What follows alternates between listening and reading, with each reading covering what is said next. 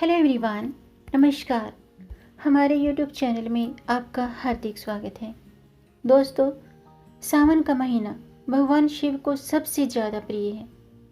साल 2021 में सावन महीने की शुरुआत 25 जुलाई से हो रही है। सावन महीने के सोमवार मनोकामना पूरी करने वाले माने जाते हैं। कहते हैं कि इस माह में भगवान शिव और माँ पार्वती की एक साथ पूजा करने से अखंड सौभाग्य का वरदान मिलता है।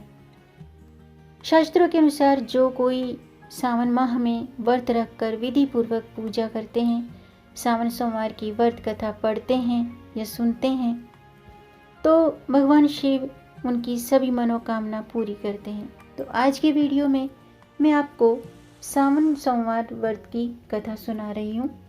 तो वीडियो शुरू करने से पहले दोस्तों, आपसे एक खास बात, अगर आप इस चैनल पर नए आए हैं और पहली बार आए हैं तो इस चैनल को सब्सक्राइब कर दीजिए और बेल आइकन बटन प्रेस कर दीजिए ताकि आने वाली वीडियो देख सकेंगे आप सबसे पहले।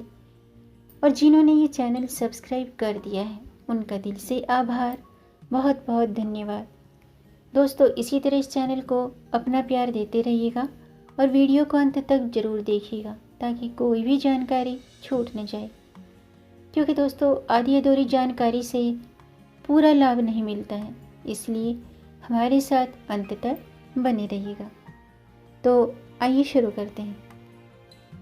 दोस्तों, अगर आपकी कोई मन्नत पूरी ना हो रही हो या फिर तमाम प्रयासों के बावजूद आपको कैरियर में सफलता न मिल रही हो या व्यक्तिगत जीवन में परेशानी चल रही हो, मसलन कोई भी दिक्कत हो या परेशान कोई कर रहा है, तो परेशान होने की बजाय अब की बार सावन सोमवार का व्रत करके आप व्रत कथा का पाठ करें।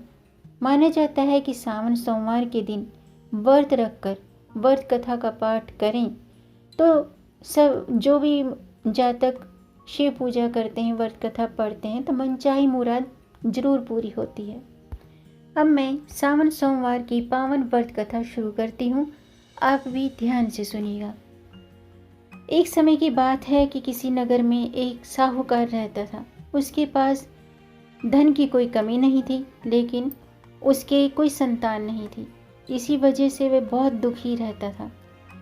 पुत्र पाने के लिए वह प्रत्येक सोमवार को व्रत रखता था और श्रद्धा के साथ शिव मंदिर जाकर भगवान शिव और माता पार्वती की पूजा करता था। उसकी भक्ति को देखकर एक दिन माँ पार्वती प्रसन्न हो गई और भगवान शिव से उस साहूकार की मनोकामना पूरी करने के लिए कहा। पार्वती की इच्छा सुनकर भगवान शिव ने कहा कि हे पार्वती, इस संसार में हर प्राणी को उसके कर्मों का फल मिलता है और जिसके भाग्य में जो हो उसे वो भोगना ही पड़ता है।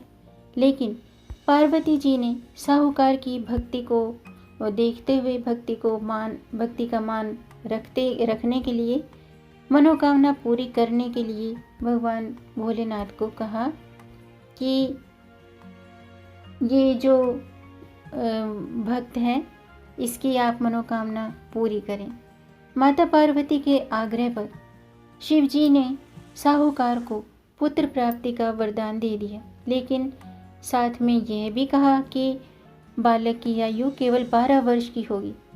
माता पार्वती और भगवान शिव की बातचीत साहूकार सुन रहा था, इसलिए उसे ना तो इस बात की खुशी हुई और ना ही दुख।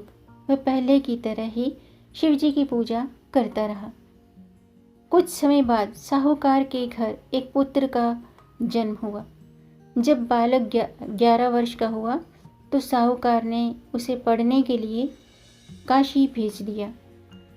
उसके मामा के साथ उसे काशी भेज दिया। साहूकार ने अपने पुत्र के मामा को बुला करके उसे बहुत सारा धन दिया और कहा कि तुम इस बालक को काशी विद्या प्राप्ति के लिए ले जाओ और मार्ग में यज्ञ कराते और भोजन कराते हुए उन्हें दक्षिणा देते जाना। दोनों मामा भांजे यह करते मतलब ये कर यज्ञ कराते और भोजन, ब्राह्मणों को दान दक्षिणा और भोजन कराते हुए काशी की ओर चल पड़े। रास्ते में एक नगर पड़ा जहाँ नगर के राजा की कन्या का विवाह हो रहा था। जिस राजकुमार से उसका विवाह होने वाला था वह एक आंख से काना था। राजकुमार के पिता ने अपने पुत्र के काना होने की जो बात थी उसको छुपाने के लिए एक चाल सोची। उसके मन में एक विचार आया कि क्यों ना साहूकार के लड़के को दूल्हा बनाकर राजकुमारी से विवाह करा दूं। विवाह के बाद इसे धन देकर विदा कर दूंगा और राजकुमारी को अपने नगर ले जाऊंगा। फिर लड़के का विवाह राजकुमारी से करा दिया। लेकिन साहूकार का पुत्र ईमानदार था। उसने अवसर पाकर राजकुमारी की चुन्नी के पल्ले पर लिख दिया कि तुम्हारा विवाह तो मेरे साथ हुआ है। इसलिए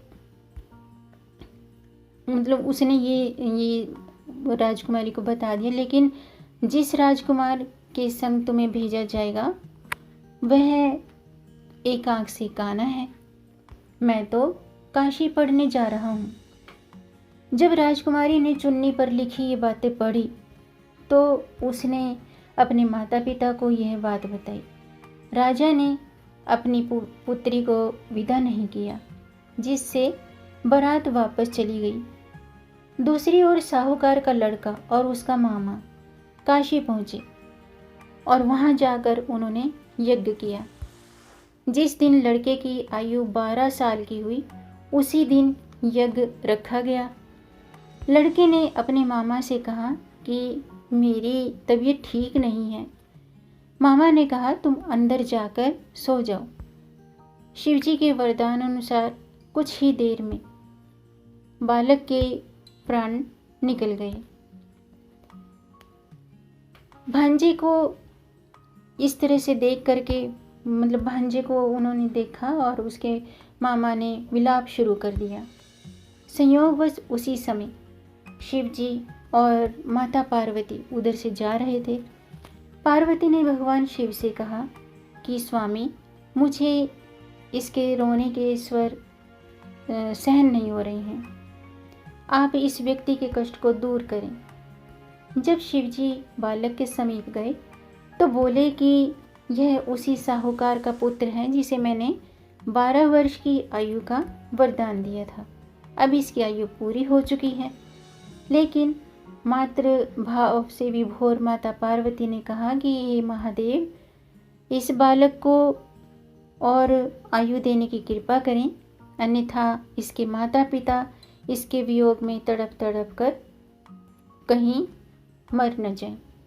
माता पार्वती के आग्रह पर भगवान शिव ने उस लड़के को जीवित होने का वरदान दिया और शिवजी की कृपा से वह लड़का जीवित हो गया। शिक्षा समाप्त होने के बाद बालक अपने मामा के साथ नगर की ओर चल दिया। दोनों चलते हुए उसी नगर में पहुंचे जहां उसका विवाह हुआ था। उस नगर में उन्होंने यज्ञ का आयोजन किया। तब उस लड़के के ससुर ने उसे पहचान लिया और महल में ले जाकर उसकी खातिरदारी की और अपनी पुत्री को उसके साथ विदा कर दिया। तो दोस्तों, ये थी सावन व्रत कथा, सावन सोमवार की व्रत कथा।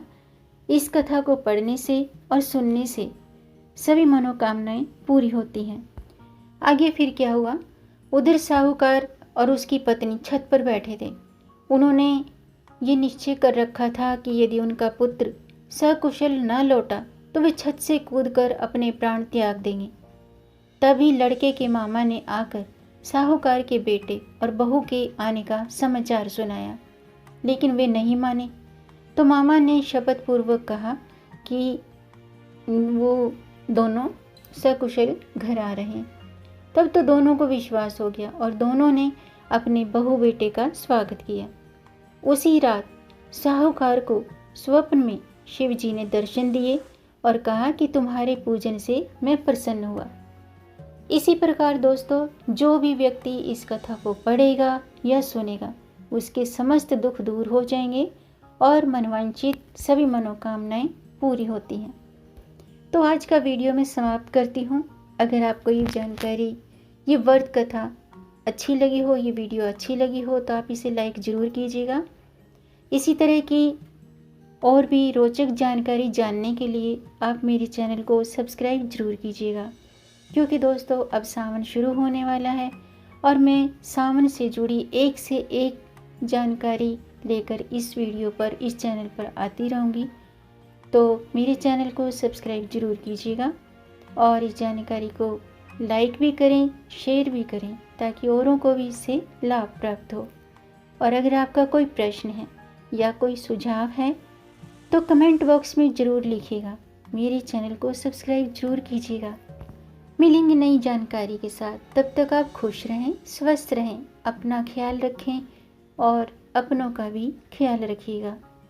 जय श्री हरि, हर हर महादेव।